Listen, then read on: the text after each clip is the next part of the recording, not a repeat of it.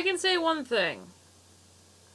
I think we had the best speed weeks in such a long time. A lot of people are still talking about the amazing events that all the speed weeks for 2018 brought together. But there's one race in particular that probably takes the cake. It's not the Daytona 500. It was the Xfinity season opener for 2018. The 2018 Powershares QQQ 300. That was literally the name of the race. And this is probably one of the most historic NASCAR races in recent memory. And for more than one reason. In fact, this race made NASCAR history essentially 7 times. And today we're doing a countdown about it. So, this is the first time that a countdown's not ended in a 5 or a 0, but I don't care. I wanted to include every last one of them. So here we go. This is top 7 countdown. Ways the 2018 Powershares QQQ 300 made NASCAR history.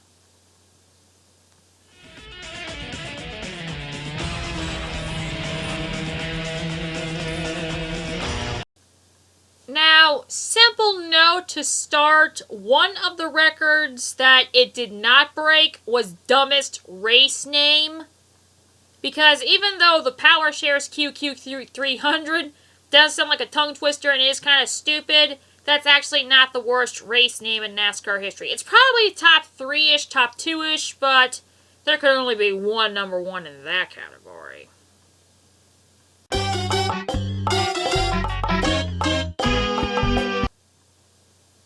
You see what I mean? So anyway, let's get to the real number 7 around here, and that is most overtime laps in any of the NASCAR races. Now, I actually had to look this up to confirm it, but it is indeed true. The 2018 Powershares QQQ 300 did make NASCAR history by having the most overtime laps in NASCAR history with 23. I kid you not. The race was scheduled for 120 laps, and it ended up at 143 laps. So, that's one record down. Let's see what else we got.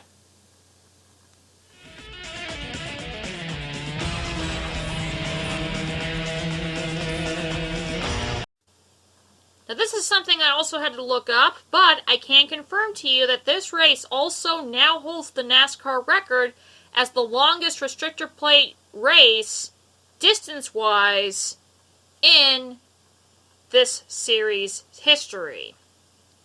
And it actually holds the second longest race distance overall, behind, and you're not going to believe this one, the 1985 Miller 400. Now, I'm not sure as to why the 1985 Miller 400 decided to go from 300 miles to 400 miles for that one time. Mainly because I wasn't around in 1985. But that's the race that holds the record for the longest distance in that series' history. What's also interesting is the fact that that race actually is not the longest in NASCAR history, time-wise. And this is something else I looked up.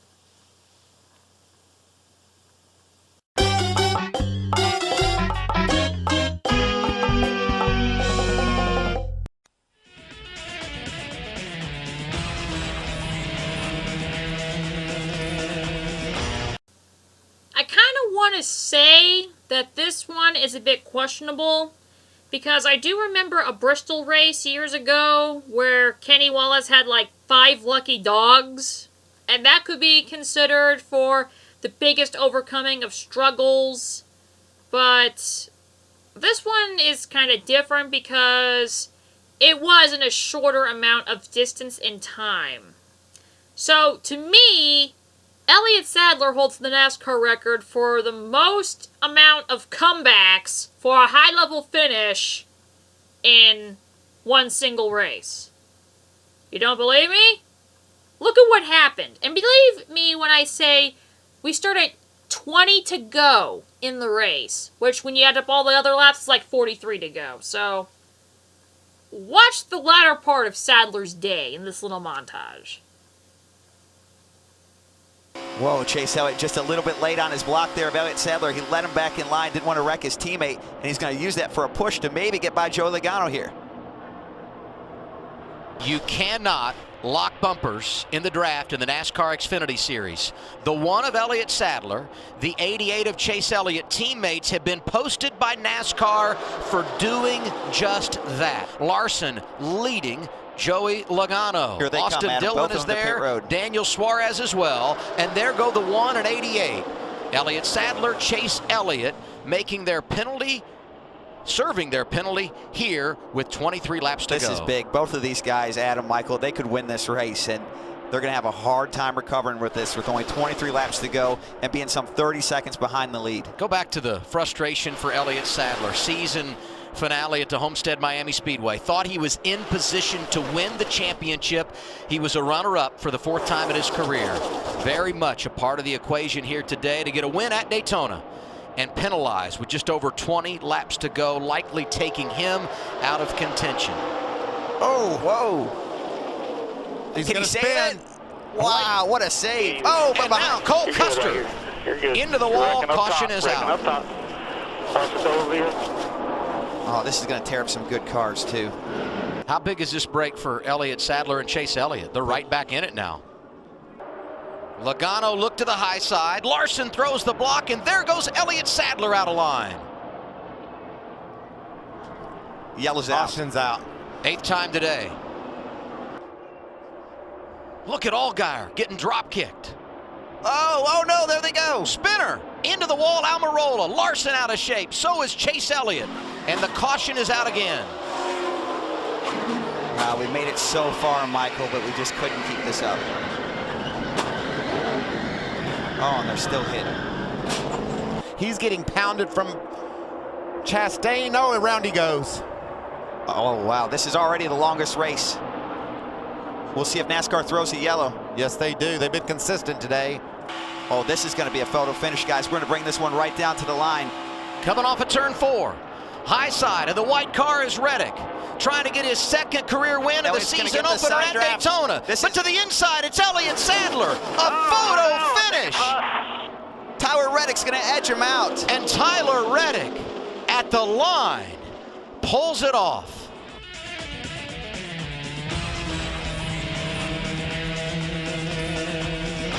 What's the story with Austin Cindric, now 7th, Jamie? Well, it's interesting to watch him. You know, he's only been in the Xfinity Series 1 time before, and that was a road course. This is his first oval race, and a guy who knows all about him is Brad Keselowski. And Brad, what is it like for him to be dealing with this kind of track at these speeds as he's meeting the sandwich getting bobbed around There and it he goes. crashes? Oh, no. Big trouble. Yeah, we talked about a couple of slides, or maybe 3. It's going to eventually go wrong, and it finally did. And it looks like he's going to win it. Back through the tri-oval. Stage 1 is complete. It's Kyle Larson who wins the first 30-lap stint. Chase Elliott has earned this stage win. Stage 1, Kyle Larson. Stage 2 belongs to Chase Elliott in the 88, driving for Dale Jr. Who's he? Greg Galding. 4th caution of the day here at Daytona for the NASCAR Xfinity Series. 54 of Greg Galding. Smoke out the back end, likely an engine issue for him, so he will go to the garage and penalized with just over 20 laps to go, likely taking him out of contention. Oh, whoa. He's Can going he to save spin. it? Wow, what a save. Oh, but And now Cole Custer into the wall. Caution is out. Oh, this is going to tear up some good cars, too. They went to work in the wind tunnel. They used Problems for Garrett Smithley. For Smithley, and Michael also Annett, too. Annett. Great driving by the field to stay off of Annett. What'd you say, Michael? We weren't done with the caution flag yet today? And I'm going to go, I hate to say this, Adam, but we're still not. Larson, Logano, side by side. Larson jumps out front on the restart. Look at that big run by Justin Allgaier. Oh, and they look like they're together, yes. Another caution going to come out here, I do believe. That's the 0-1. Nope, he keeps it straight, and I think we're going to stay green. The caution Nope, there it is. Whew. Logano looked to the high side. Larson throws the block, and there goes Elliott Sadler out of line. Yellow's out. Caution's out. 8th time today.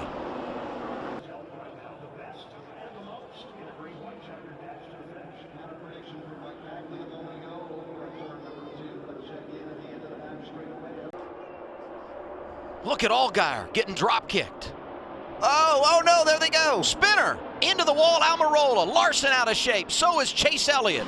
And the caution is out again. Wow, we made it so far, Michael, but we just couldn't keep this up. Oh, and they're still hitting.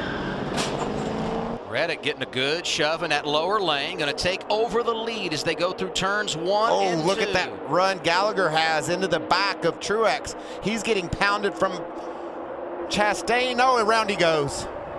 Oh, wow, this is already the longest race. We'll see if NASCAR throws a yellow. Yes, they do. They've been consistent today. Yellow's out. Oh, I don't know if those guys are going to make it off turf. No, they didn't. Will the caution flag fly? Did he get to the start-finish line? We'll see here. The yellow. Caution did not come out. Oh, there it goes. Caution flag comes out with the white flag. The yellow The came out. question becomes, did the caution come out before Tyler Reddick got to the start-finish line? I think it did. I think the yellow came out before. If it did, we'll reset him and do it again. Ryan Reid and Elliott Sadler were door to door, and that stalled both cars out. Caution's out again. We're going to get a 5th overtime. This is unreal. Save. What happened? Save. Must have We've been got somebody debris. stalled on the backstretch. Oh, there we go. Dylan Lupton in the 28.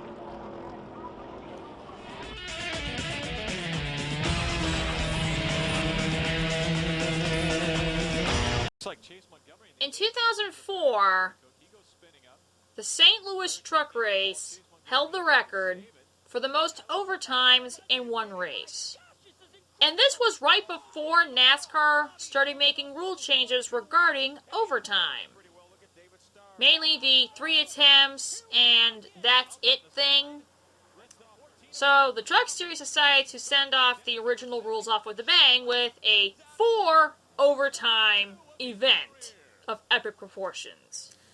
Fast forward 13 years later, and NASCAR once again makes a rule change, changing it back to unlimited overtime attempts as long as we do not get to the white flag.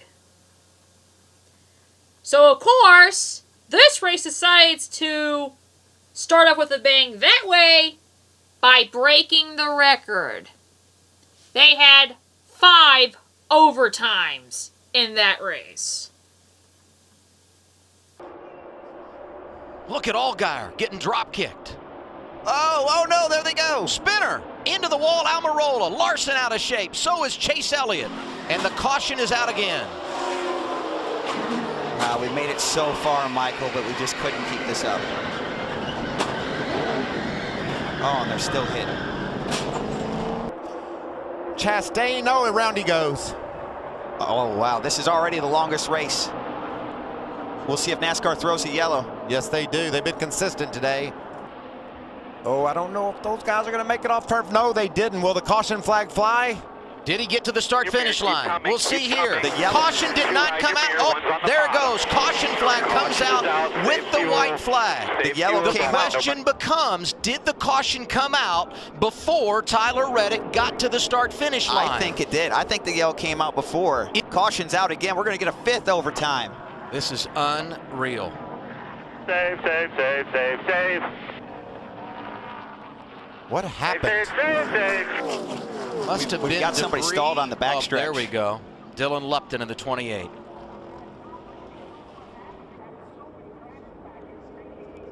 Oh, something breaks on his car. Yeah, looks like a track bar probably, doesn't it? Yep. You can always tell when they crab walk like that. He hit pretty hard. NASCAR has to throw a yellow for this. Yeah.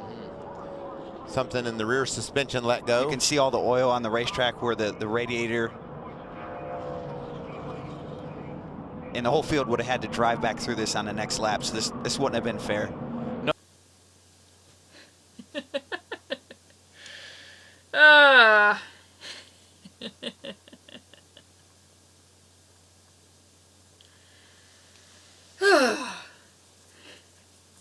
I wonder if NASCAR regrets making that rule change.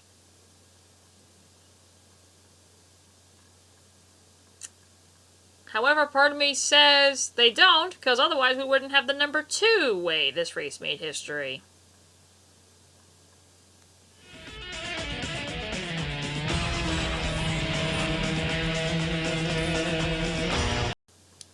Now, for record purposes, we are not counting the so-called 1/10,000th Butch Miller win in the Truck Series in the 90s, because the track that particular one was at does not have a timing system, so I honestly do not think it was 1/10,000ths. To me, from that distance and that margin, it kind of looked more like somewhere between 6 1,000ths and maybe 100th. But anyway, back to tracks that actually have a timing system, so we actually know how much they were separated by. We have seen some incredibly close finishes in the past. The NASCAR record, to the best of my knowledge, is 2 1,000ths. Guess what this race did? Coming off of turn 4. High side of the white car is Reddick, trying to get his second career win of the season opener at Daytona. But to the inside, it's Elliott Sadler. A photo finish. Tyler Reddick's going to edge him out. And Tyler Reddick at the line pulls it off. Woohoo! Wow. Look at that. Junior Motorsports, another win on a quake track. And Elliott Sadler, another second place finish. His 3rd in a row. Wow. 5 of the last 9 at Daytona have gone to Junior Motorsports. And here we are, right at the line. Whoa. By that much.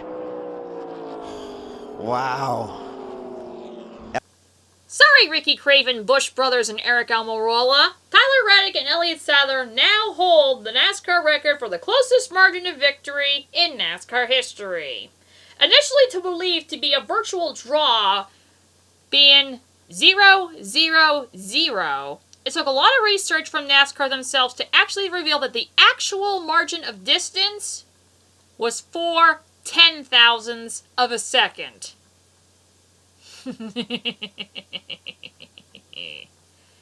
It really does not get that much closer than that. Because if 5 1,000ths is 1 3/8 inches, what is 4 10,000ths?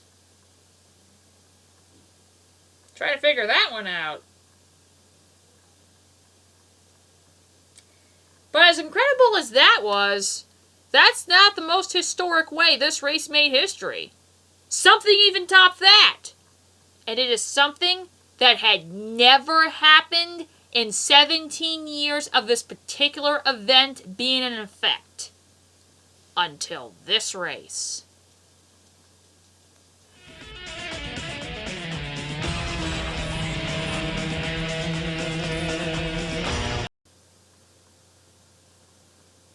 Now, I'm pretty sure you're asking yourself by now, what on earth tops the closest margin of victory in NASCAR history? Well, I'll tell you in a second, but I have to explain something first. The reason that the closest margin of victory in NASCAR history was number 2 is because we've seen close finishes in NASCAR before.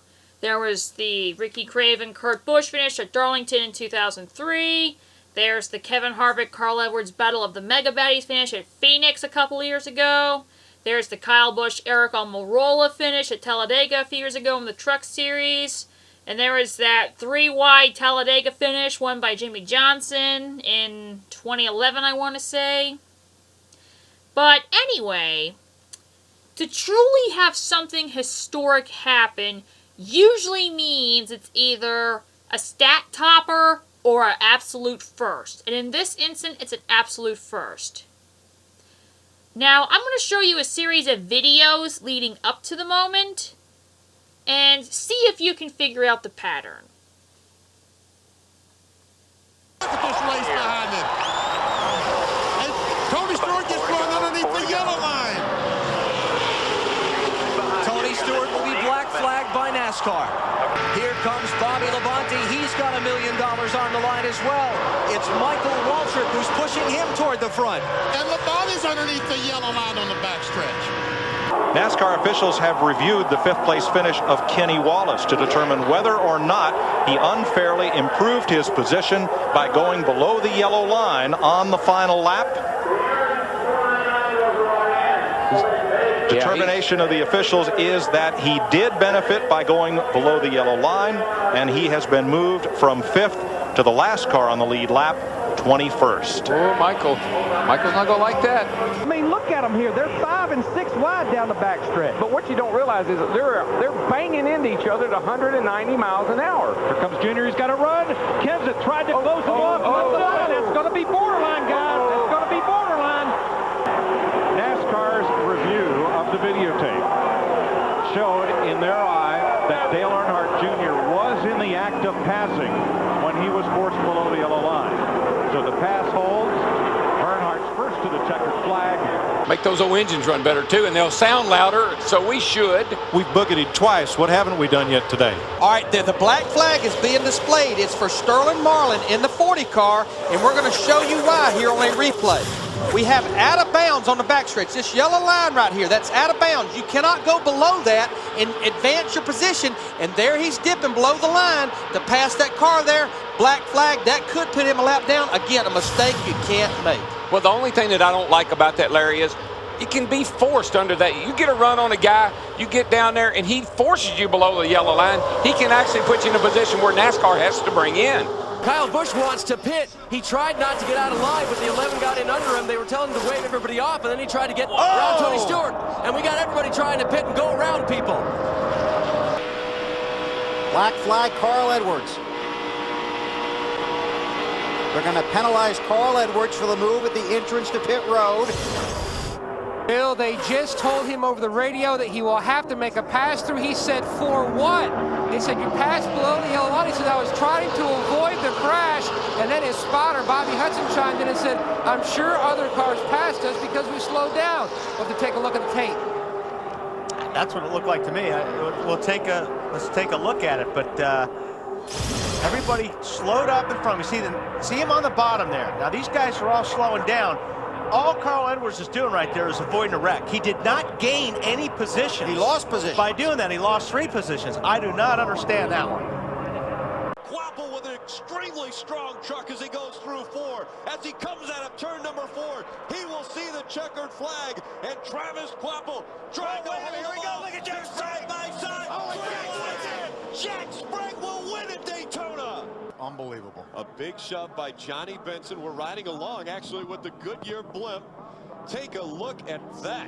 He shoved him all the way to the wind, and then Johnny ducked to the bottom and grabbed second.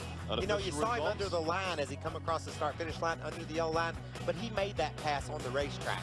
You can't improve your position by going under the yellow line. He was above the yellow line when he made that pass. He just finished it under the yellow line. Got to run.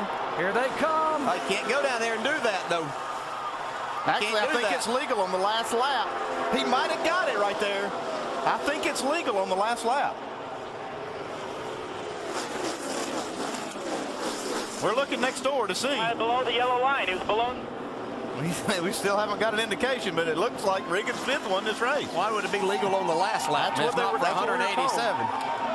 Tony Stewart is the official winner here at Talladega. They would not allow that pass below the yellow line. That's the only way that can be. You can't race one way for 187 laps and change on the last lap. You know, as we watch Joey Logano, you have to recognize that restrictor plate racing has certainly become one of his strongest. Whoa, a little bit of contact there, almost as he ran the 88 car down the racetrack, and it looks like he's getting sucked back. Here's a replay. Joey Logano's committed to the top, makes a late move to block the bottom right here, and forces Chase Elliott below the double yellow line. Now, that is an out-of-bounds line. NASCAR's reviewing this. In my opinion, Chase Elliott was there. He was inside the 22. He had no choice. He was forced below the double yellow line. I don't see that as a penalty. NASCAR will review it. They'll have to make a ruling. But that's what it's very difficult when that subjectivity comes into these races. But it looked to me like the 22 forced the 88 below the line. No question he was forced below the line, and no question garage, and he advanced his position below the yellow line. So it puts NASCAR in a difficult spot, but without a doubt, he was forced there. NFL. And that does it. Not for long. Not for long. Don't let him put you in the middle. Don't let him put you in the middle of the bottom. Right here, you can see your bumper. Oh, Stenhouse. That yellow line. Yeah. So right there, the 18 of Kyle Busch tried to help out Mark Truex Jr., but that gave the momentum, the 17 to Stenhouse Jr., but did he go underneath that yellow line to make that pass? And the rule is you cannot advance your position below the yellow line. Unless Kyle Busch forced him down there. Let's see if he forced him down there or not, because that's a different situation. He's above it. He's above it. Yeah, it looks like Kyle Busch just pushed the issue and shoved him down there. Ran him out of room. Now it's up to NASCAR to decide. I thought it was a pretty clean, good move on Stenhouse. I think it was too. I don't know. I don't know if he forced him enough though from that angle.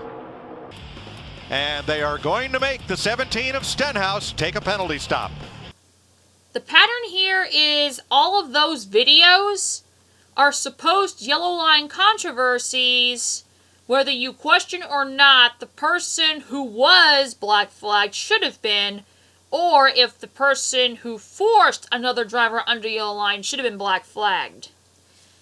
The supposed rule where if you pass someone underneath the yellow line, you get black flagged, and if you get forced, you could get black flagged, but the other guy can too. That second part where the guy can force you underneath the yellow line and he doesn't get black flagged, that's been a thing for 17 years. And for the first time in NASCAR history, someone got black flagged for forcing another driver underneath the yellow line. He was a runner-up for the 4th time in his career. Very much a part of the equation here today to get a win at Daytona and penalized with just over 20 laps to go, likely taking him out of contention. Oh, whoa. He's Can going he to save it? Wow, what a save. Oh, but behind Cole Custer into the wall. Caution is out. Let's see what happens to Ryan Truex. Probably gets pushed out of line. Oh, he gets blocked late by the 16 of Ryan Reid. Definitely makes contact, pushes him underneath the yellow line. Now he's just trying to save it the best he can. That shows you how important the banking is, Michael, because without the banking, these cars will not keep the grip. And he slid right off the flat onto the banking. Did a great job saving it, too. Oh, the onboard with Ryan. This is going to be great. Oh, my goodness. You see he made contact with the 16, trying to miss him. Outside easy here. Easy. We learned the rule last weekend. In the clash, if you pass below the double yellow line and you don't give up that position, you can be penalized. But if you force a driver below the double yellow line, you can as well. Ryan Reid black flagged here. Now let's listen into the 11. I mean, I was inside of him. I felt like I just got right fronted. You did. They should black flag him for that, but I doubt they will. And they did black flag him. Here's Ryan Reid's reaction. Yeah, I went to block low with 11 committed, and when he did, it just kind of pulled me sideways, and I slapped doors with him. So, guys, I'll say this: I'd have to think long and hard. I don't know if I remember them actually penalizing a driver for this. If they have, it's been a long time, but it's always been the protocol. If you force someone down, it's their discretion. They can black flag you, and that's what they've done here to Ryan Reid. From Ryan Reid in Team 16. They're saying you're running below the yellow line, which looked like there's still a whole lane there. I don't know. Well, you mean when I almost wrecked it? Like, I mean, I was literally just saving my car. He was tucked up under my left rear, pulled out, and got me loose. So there you go. That is all of the ways that the 2018 Powershares QQQ 300 made NASCAR history.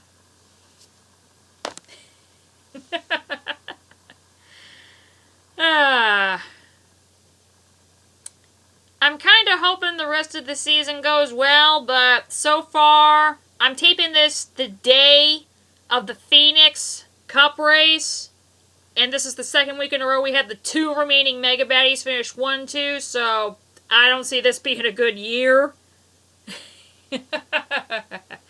But anyway, hopefully everything will finally go right, because if Speed Weeks weren't right to the point where it's mostly fan approved for the first time in a long time, if ever, then maybe something good can come out of this. Let's just hope the rest of the season can actually follow Speed Weeks and not the Kevin Harvick, Kyle Busch show. You know what I mean? So anyway, thank you everyone for watching. I hope you guys enjoyed this presentation, and maybe we'll find more ways to make more racing history this year. Thank you everyone for watching. This is Ultimate 23 Dragon. That's my final answer.